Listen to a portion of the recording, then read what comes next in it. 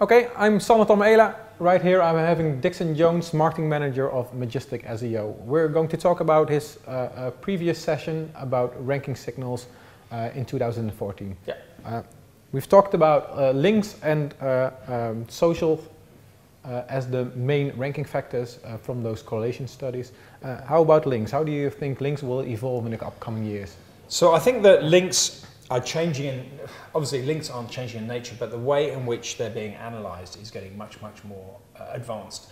And I think the idea of having 1,000 links to your web page as being a positive factor in search is really missing the point of what information is gleaned from a link. It's now much more about links point to areas of authority and context. So if I'm writing about restaurants in Amsterdam, for example, I have no experience in Amsterdam, so I'm in London, all my friends are English, I would not be seen as an authority, and even if I tried to be, it's out of context, whereas people who are experts in Amsterdam and experts in restaurants, they will associate with the same kind of people, and the links will therefore show that person in context. And so links are now all about helping search engines find the areas of authority rather than just boosting a web page up the rankings. Okay, and as we look at right now, do you think Google is already doing a great job in telling which links are bad and which links should add value, or is it's doing a lot better than it used to? I think they've done a very effective job in turning a link from either a positive signal or a blank signal into either a positive signal, a blank signal, or a negative signal. They added one signal, layer. So they have added in the Penguin algorithm, particularly, they've identified a large proportion of paid links, a large proportion of over-optimized, particularly anchor text, exact match anchor text optimized links, and very low quality links.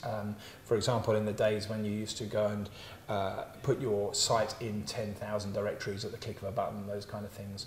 But particularly, but particularly paid links and exact match anchor links, Google now are penalising, and I think that that's a good thing because it's changing the behaviour of SEOs in particular, and has done quite a good job in stopping the worst kinds of spam.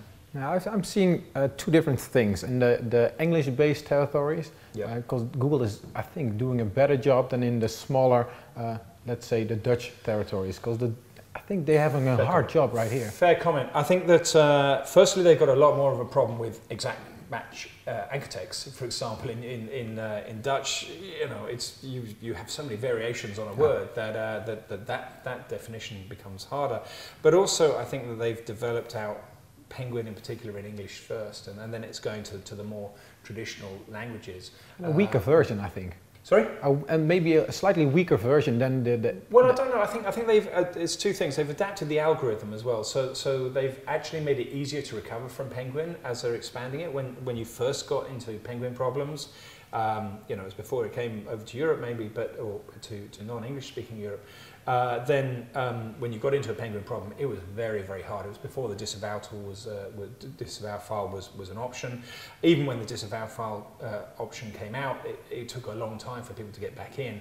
Now I think they've refined it, so it may be that the penalty is quicker, but so is the recovery. Okay, and looking at the social factors, on stage you were not very clear, because the studies show that Google Plus is very important, Facebook is important, but I could sense that your personal opinion differs from the things that comes across in the studies. Well, no, I think my personal opinion is that I'm in many ways more interested in how people link to a Twitter profile or a Google Plus profile, or how the world links to the authorities, the people that are behind the content. Whether that content is an individual or whether that content is a company, a website, or even a piece of functionality. I think that what is happening is that there is a blurring of the definition of what's on the web. So your brand may be your website, but now it may be the person that's speaking for you on Twitter or Google Plus or Facebook. It may be a review on TripAdvisor. It may be a rich snippet of information. It may be a product download. we get a lot of our brand exposure through Google's our Google Chrome plugin, for example. And so the information is coming from a lot of different sources, but the links are pointing to not just pages, but they're pointing to people, they're pointing to other objects. And I think those objects now interrelate much better than they did before. So as an SEO, we need to view this from a broader perspective than just... Yeah, we need to pull out, we need to stop. I mean, it may be you're getting away with it a little bit still in Holland, but it will catch up in that this whole idea, particularly the Hummingbird update, Google has not just got into the head of the user, they've got into their body, their spirit, they know where they live, they know, I was doing some research for car insurance last week, and up pops a message on Google saying, 6 months ago you quoted for this, and my car registration number pops up on the thing saying you did this and you didn't complete the quote 6 months ago. So they're also tying that back into products that Google have as well. So if they can tell you what you were doing 6 months ago and remember it for you, then really a link is only part of the puzzle. It's all the other factors working together that is going to start affecting. So it's going to be partial historic data. It's going to be like the trust flow metric that you already have, but in a broader way. This over social and... No, well, certainly they won't be using our trust flow metric, but they'll use the same sort of ideas. I think our trust flow metric is a really good representation of working out authority, and as we bring trust flow into authority with context, so keyword trust flow by keyword, then I think we're getting closer to the same sorts of ideals that Google have. But I don't think that Google's specifically coming to us and saying, hey, what's this trust flow? They've got their own ways of doing things. But I think the point is that different types of objects used to be in different data sets. And Google is taking some time to think about what data sets and how they're going to coordinate those data sets before they even decide what's coming back. So as an SEO, we're used to thinking about how do I get higher up the rankings. We are not used to thinking about when my user comes along, in what context are they asking the question?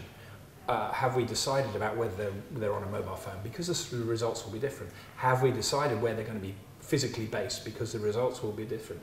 Have we decided about whether they know our brand? Because the results will be different. So all of those things will affect the results, and they are affecting the results for all of us. And that's only going to continue until it's a cert ranking of 1. You're the only person that's going to see those results. The next person will see different results for good reasons. Very interesting. Okay, thanks for being here. Thanks for doing this interview. Thanks very much indeed. It's okay. nice to come. Bye. Cheers. Bye-bye.